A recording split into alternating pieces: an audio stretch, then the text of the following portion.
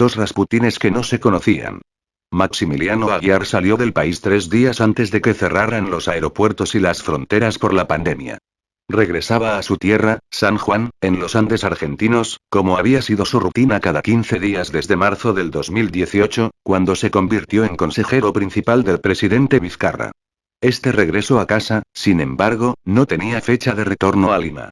Más que por razones sanitarias o para protegerse de la propagación exponencial del nuevo coronavirus en el Perú, su alejamiento progresivo del primer círculo vizcarrista tenía que ver con otro virus, el de los celos intestinos, las cuitas internas promovidas por Miriam Morales, quien había adquirido un inusitado poder con el aval de Vizcarra. Aguiar, un sociólogo argentino dedicado al marketing y comunicación política, carente de la locuacidad o el narcisismo característico de sus paisanos porteños, ha sido gravitante en las decisiones que tomó el expresidente en los 2 primeros años de su interrumpida presidencia de 32 meses. Pero Aguiar no fue el único asesor fundamental que tuvo el expresidente Vizcarra. Al segundo solo lo conocían 3 personas del círculo más estrecho de más confianza del primer servidor de la nación. Uno de ellos no era Aguiar.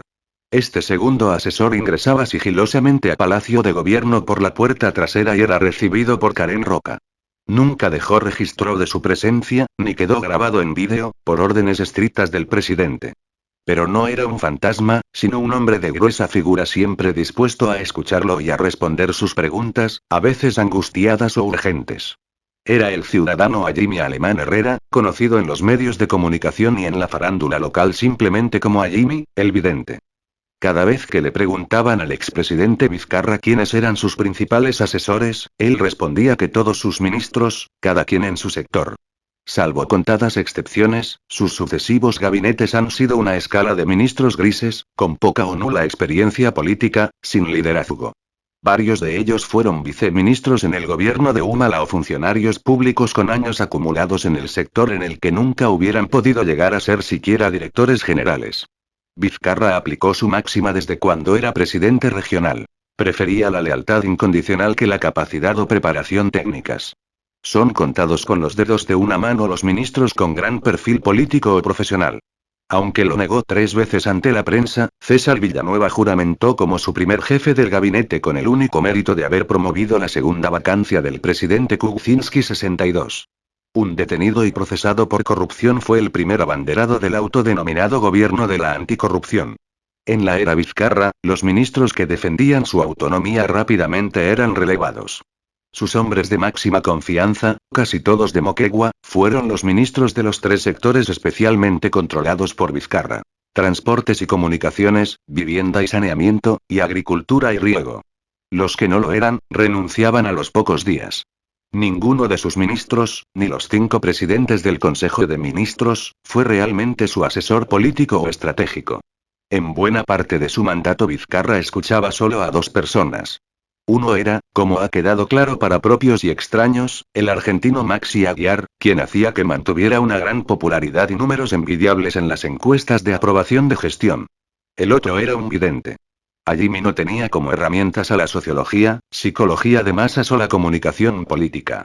Lo suyo eran las ciencias ocultas. Era el guía que intentaba satisfacer una de las obsesiones de Vizcarra: la futurología o, en lenguaje común, adelantarse a la jugada. Un argentino discreto, Mercedes Arauz, presentó a Maximiliano Aguiar con Martín Vizcarra. Fue al empezar la campaña electoral del 2016, cuando el argentino venía a Lima como profesor de un diplomado en imagen política de ESAN. Cecilia Amestinio, amiga de Arauz y esposa del exministro de Educación, Jaime Saavedra, conocía a Aguiar de la Universidad de Salamanca, en España, donde ambos estudiaron una maestría en asesoramiento de imagen y comunicación política. Ella se lo recomendó a Meche, que, además de ser la candidata a la segunda vicepresidencia de la fórmula presidencial de PPK, también postulaba al Congreso de la República por Lima. Arauz ha contado en su libro que recoge sus memorias políticas 63 que aceptó la asesoría de Aguiar porque sus consejos le parecían sensatos y sus pretensiones económicas concordaban con los pocos recursos que tenía para su campaña. Ante los sorpresivos cambios de estrategas extranjeros de PPK, en medio de la liga electoral, Aguiar asumió por breve tiempo la conducción, aupado por Arauz y Vizcarra, quien era el jefe de campaña en la segunda etapa de la elección. Después de esa experiencia, Vizcarra mantuvo contacto con el asesor argentino. Parece que le encandiló su perfil bajo, su asertividad para interpretar lo que la gente quiere y su interpretación fina de lo que ocultan las encuestas. La comunicación constante por WhatsApp cambió cuando desde Canadá Vizcarra le pidió a Aguiar que viajara a Lima para llegar antes de que el avión de Air Canada que lo traía de regreso al Perú desde Toronto aterrizara en el aeropuerto Jorge Chávez, antes de que se convirtiera en el nuevo presidente constitucional del Perú tras la renuncia obligada de PPK. Fue cuando se extinguía su cumpleaños número 55, el jueves 22 de marzo del 2018. Vizcarra salió del aeropuerto saludando a un grupo de personas que habían ido a recibirlo con una torta de cumpleaños. Maxi, como le dicen los que trabajan con él, ya lo estaba esperando en su departamento en Lima, en compañía de Miriam Morales. Los tres revisaron el discurso inaugural de Martín Vizcarra, leído horas más tarde en el hemiciclo del Congreso donde los fujimoristas fueron los que más aplaudieron. Maximiliano Aguiar Masuedi es un experto interpretando lo que develan las encuestas, eso que en la jerga sociológica se podría llamar análisis cualitativo de las expectativas populares. Martín Vizcarra fue un gobernante ávido de hacer lo que fuera para complacer esas expectativas populares. No le interesaba implementar políticas públicas sostenidas. Solo ganarse a la gente, a la gran masa. Y para eso estaba dispuesto a cumplir con lo que la calle pidiera. En términos de la ciencia política, podríamos decir que estaba lejos de ser un estadista. Presentaba signos inequívocos de un político populista de tendencia ideológica indescifrable.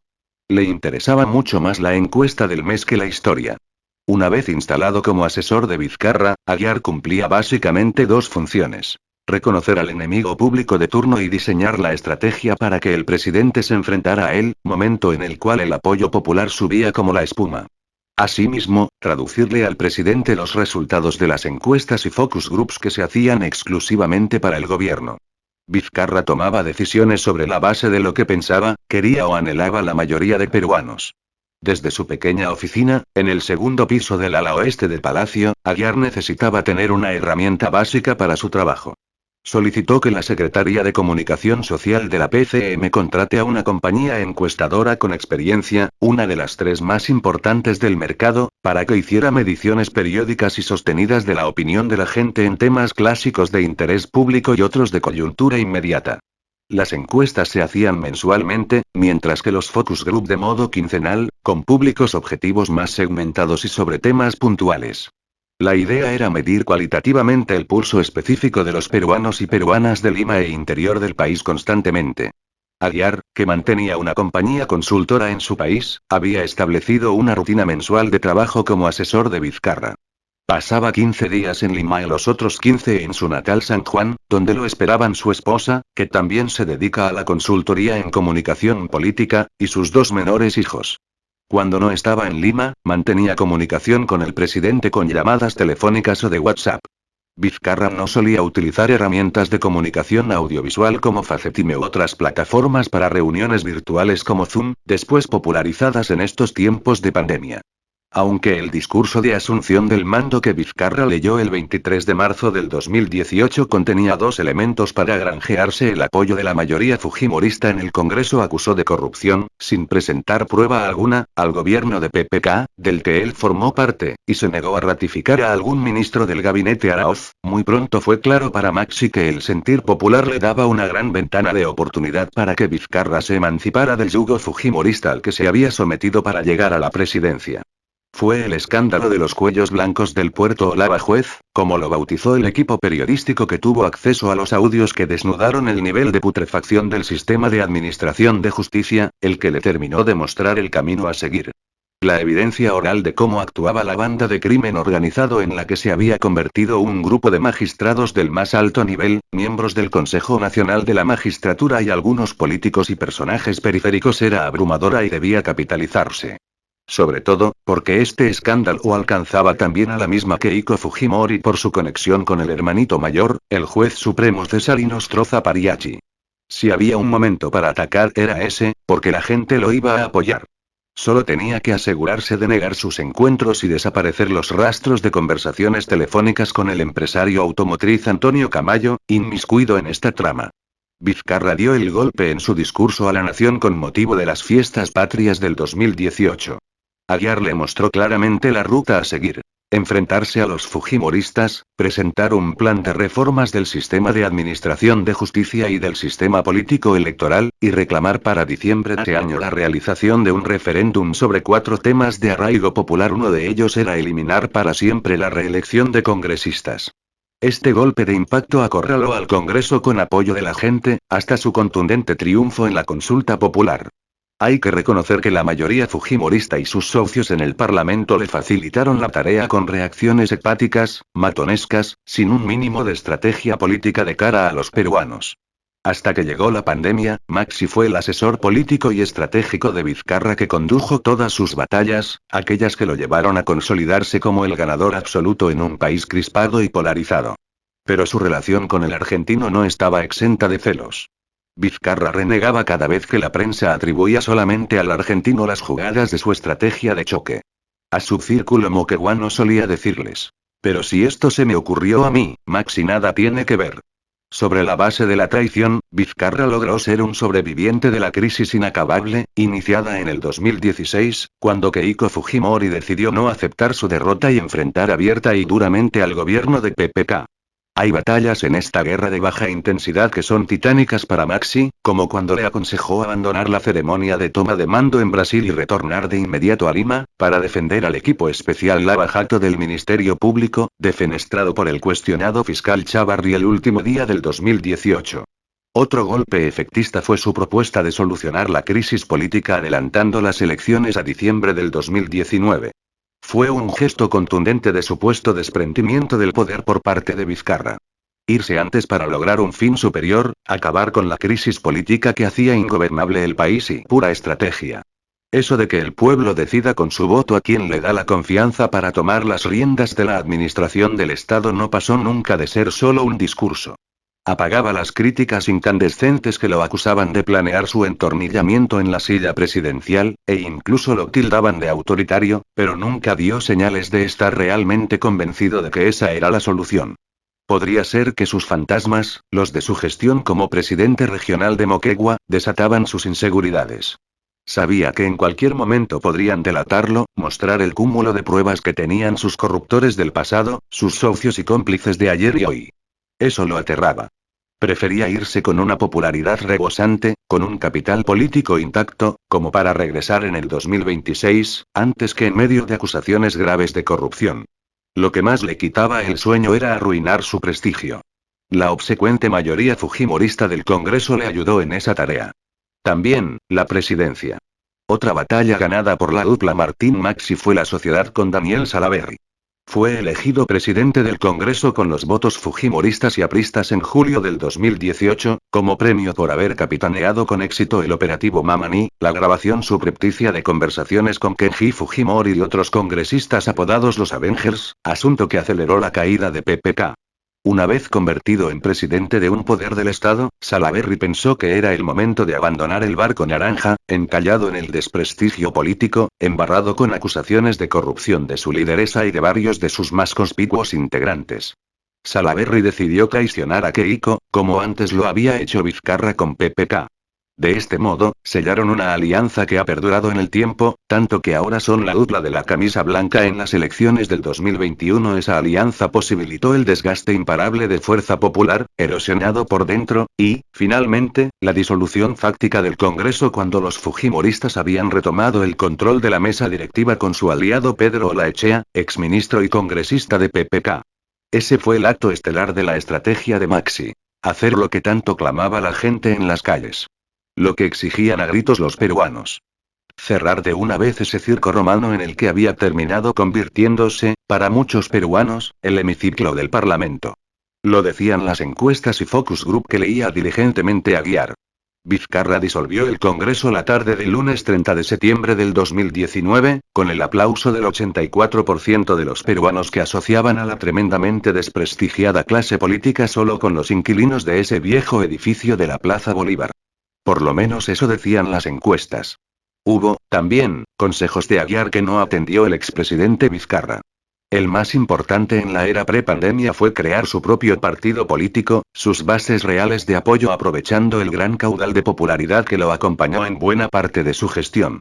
Lo conversaron varias veces con el primer círculo de mujeres y hombres de confianza desde que decidió romper con el fujimorismo. La primera oportunidad para hacerlo fue apenas pidió el referéndum, en el segundo semestre del 2018. Había dos opciones. Pactar con algún partido ya inscrito, hacerse de esa nomenclatura y cambiarle de rostro para que sea el partido vizcarrista. Una tarea más fácil, teniendo en cuenta lo oneroso que era recaudar 240.000 firmas válidas de adherentes para inscribir un partido político. Al asesor Óscar Vázquez se le encargó la tarea de explorar los partidos disponibles en el mercado que estuvieran interesados en entregar su organización a la nueva ola vizcarrista de la política peruana. Las negociaciones más avanzadas fueron con los partidos Avanza País, Partido de Integración Social, representado por su secretario general Edwin Ibáñez, y el Partido Perú Nación, de Francisco Diez-Canseco Tábara. No se llegaron a concretar acuerdos finales con ninguno de los dos. El trencito, símbolo de Avanza País, ahora es del economista Hernando de Soto, que, después de estar cerca de monarcas y presidentes como asesor transnacional, ahora se postula para ser uno de ellos.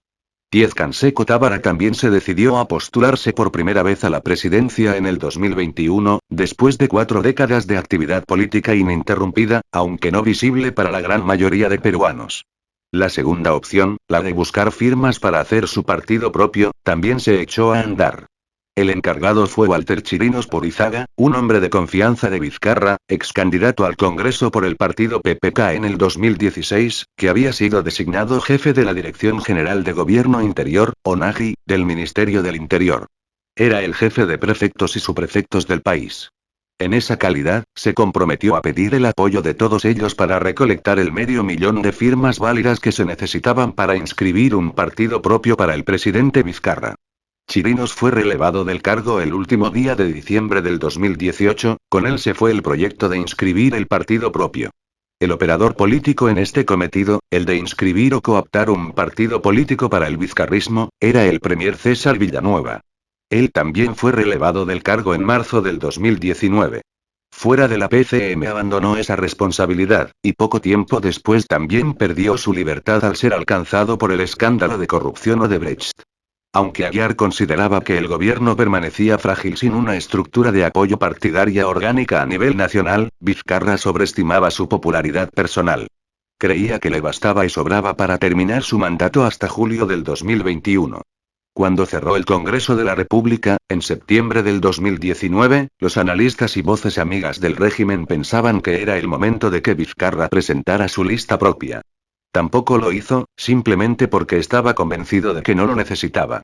Según su lectura, el próximo Congreso, aunque atomizado, no iba a tener capacidad de opacar su liderazgo avasallador en la escena política nacional. Sentía que exponía demasiado capital político para un Congreso efímero, que solo iba a completar un mandato interrumpido por el clamor popular, hecho realidad por él. Se volvió a equivocar. Cuando la pandemia estalló sorprendió a un cada vez menos escuchado Maxi Aguiar en Lima. Él pudo regresar a su país a tiempo, justo antes del inicio de la emergencia sanitaria, pero desde ese momento sus contactos virtuales con el presidente se hicieron cada vez más espaciados. Los consejos o papers que mandaba directamente al presidente no eran tomados en cuenta. Aunque al principio lograba comunicarse por WhatsApp y hablar casi a diario con el presidente, sentía que cada vez sus silencios eran más explícitos en las conversaciones, señal inequívoca de que Vizcarra pensaba diferente a su asesor de cabecera. O que estaba escuchando a otros más que a él. La discrepancia principal de Aguiar sobre la estrategia comunicacional en pandemia era que el presidente no podía ser el único, el omnipresente vocero del Estado. Maxi explicaba que lo que había funcionado en las primeras semanas del confinamiento obligatorio no podía continuar indefinidamente. Era mejor tener un vocero con autoridad en el tema, epidemiólogo, buen comunicador, que respondiera a la batería de preguntas de los peruanos intimidados por el nuevo virus, preocupados por una economía inducida al coma profundo, para evitar la propagación de la COVID. Según Aguiar, la figura presidencial se tenía que guardar para hacer los grandes anuncios, no para responder la artillería rutinaria. Creía que la oportunidad era en abril, cuando se anunció la primera prórroga de la larga cuarentena que pasamos. Pero Vizcarra había sido infectado por el virus del figuretismo, creía que era el padre esforzado y preocupado que todos los días nos aconsejaba y cuidaba a mediodía. Las dos mujeres que lo rodeaban en su primer círculo, después de la salida de Iván Manchego y la lejanía de Max Aguiar, lo aplaudían y lo felicitaban diariamente. Llegaron a decirle que era como el hermano Pablo que todos los días nos daba su mensaje a la conciencia. Así se sucedían diariamente las ruedas de prensa sin prensa, ni preguntas de los periodistas en tiempo real, ni posibilidad de repreguntas. Hubo anuncios erráticos de antología, a veces porque llegaba el mediodía y Vizcarra no tenía la información completa o porque no lo habían preparado para preguntas o situaciones difíciles. Había un filtro de las preguntas que se sorteaba de los periodistas acreditados, pero algunos temas eran imposibles de evitar. En la quincena de mayo aseveró que habíamos llegado a la cima de contagios, que comenzaba el descenso, lento, pero que la ansiada meseta estaba a la vista.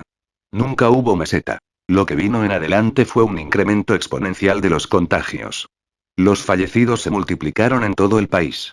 También aseveró varias veces que las vacunas llegarían en el último trimestre del 2020, y que todos los miembros de mesa iban a ser vacunados antes de las elecciones. Entre otras afirmaciones más. Cuando le preguntaron por el escándalo de Richard Swing, dijo que posiblemente había logrado un empleo en el Estado porque participó en campaña del partido PPK en el 2016. Maxi entendió que había dejado de ser escuchado. La estrategia estaba ahora en manos de Mónica Moreno. Así se lo hizo saber al presidente. Vizcarra lo escuchó y aceptó a medias su renuncia. Le pidió que no se fuera, que apoyara al premier Vicente Ceballos y a la joven ministra de Economía que empezaba a agarrar protagonismo en el manejo de la pandemia. Aguiar continuó cobrando, trabajando a distancia solo con Tony Alba, porque Ceballos ni lo escuchó. Harto de la situación, tomó la decisión de filtrar su renuncia al diario El Comercio para desvincularse de manera amistosa pero definitiva. No quería exponerse a que le indilgaran una estrategia que no era suya o, lo que es lo mismo, lo despidieran antes de que él decidiera irse. Su alejamiento oficial se conoció en agosto del 2020, unos días después de que el Congreso le negara el voto de confianza al nonato gabinete cateriano, que languideció a los 20 días de haber juramentado. El vidente del presidente Martín Vizcarra conoció a su guía espiritual en la presidencia por una casualidad de la vida. Era la tarde del sábado 24 de junio del 2017 y ambos coincidieron en la primera fila de un avión de Latam que estaba a punto de partir a Tacna. Ese día un voraz incendio en las galerías Nicolini, de la Avenida Argentina, en Lima, acaparaba la atención de los medios. El discreto primer vicepresidente Vizcarra viajaba a Moquegua a ver a su familia, pero lo hacía vía Tacna porque en el aeródromo de su ciudad no podían aterrizar aviones Boeing 727 con capacidad para más de 100 pasajeros. Vizcarra había dejado de ser ministro de Transportes hacía unas semanas, obligado a renunciar por la firma de la adenda en el contrato para la construcción del aeropuerto de Chincheró, en el Cusco. Mantenía el cargo de primer vicepresidente, sin tarea conocida, tampoco sueldo. Estaba solo, aunque en los vuelos domésticos no hay primera clase, la primera fila se reserva para los pasajeros VIP o para los que paguen por esa ubicación. El vicepresidente era considerado un VIP. Para cuando Vizcarra entró en el avión, en la primera fila de la izquierda estaba sentado un hombre moreno, de contextura gruesa, cabello negro y corto, bastante amable. Vizcarra lo reconoció y lo saludó con su nombre artístico. Hola, Jimmy. Ese saludo fue respondido con otro amable. Buenos días, ministro Vizcarra, qué gusto conocerlo personalmente. El vidente Jimmy iba de gira a la ciudad de Tacna. Durante el vuelo hubo química, lo que se llamaría en términos esotéricos buena vibra entre ambos. Vizcarra le confesó que su esposa Maribel era una asidua seguidora del programa radial de Jimmy. En los 90 minutos que demora un avión en conectar las ciudades de Lima y Tacna, el vidente respondió a todas las interrogantes, dudas existenciales y angustias que el vicepresidente se atrevió a hacerle, una tras otra. Jimmy dice que percibió su soledad política, le vaticinó que pronto saldría del país. Lejos de hacerle un mal, le están haciendo un bien, señor Vizcarra. Usted regresará como presidente del Perú, recuerda a Jimmy que le dijo a Vizcarra de 10.000 pies de altura en pleno vuelo. Presagio que Vizcarra escuchaba con cierto asombro, calladamente.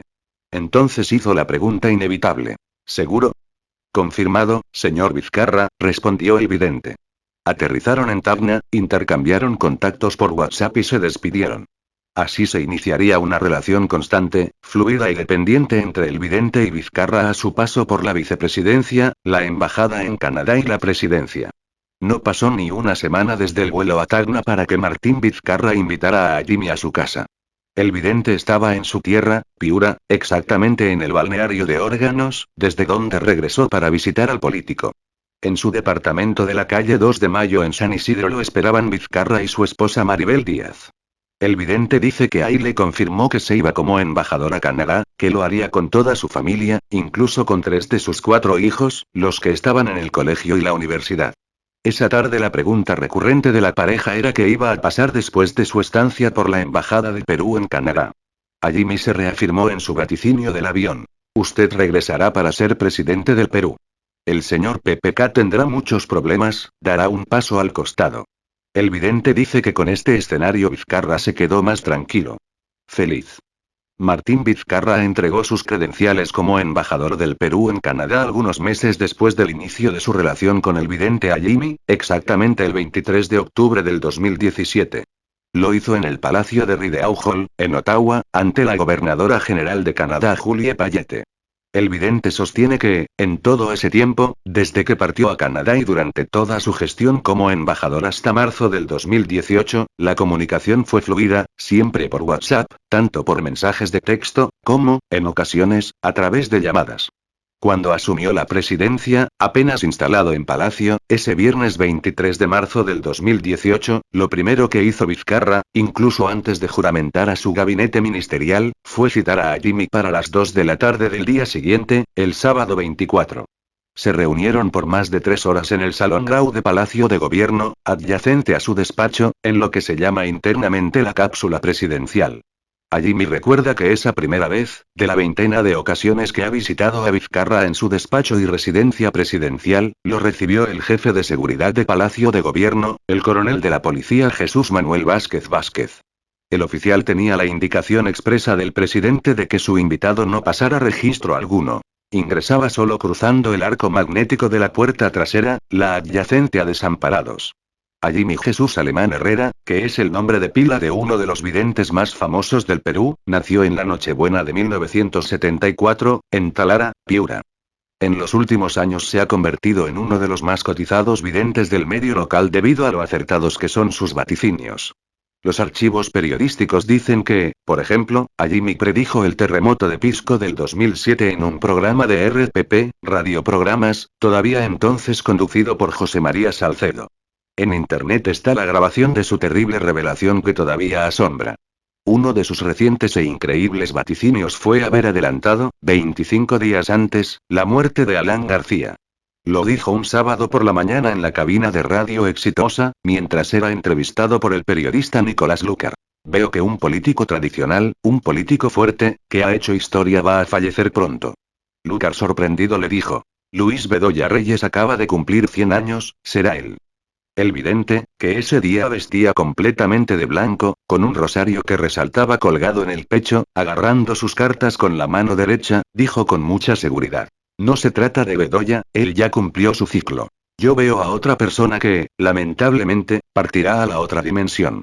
Ese sábado era 23 de marzo del 2019, Nicolás Lucar se aseguró de recalcarlo al final de la entrevista para que quedara grabado. El miércoles 17 de abril, muy temprano en la mañana, el expresidente Alan García terminó con su vida después de resistirse a que un fiscal del equipo especial Lava Jato lo detuviera preliminarmente, acusado de recibir dinero de la empresa Odebrecht.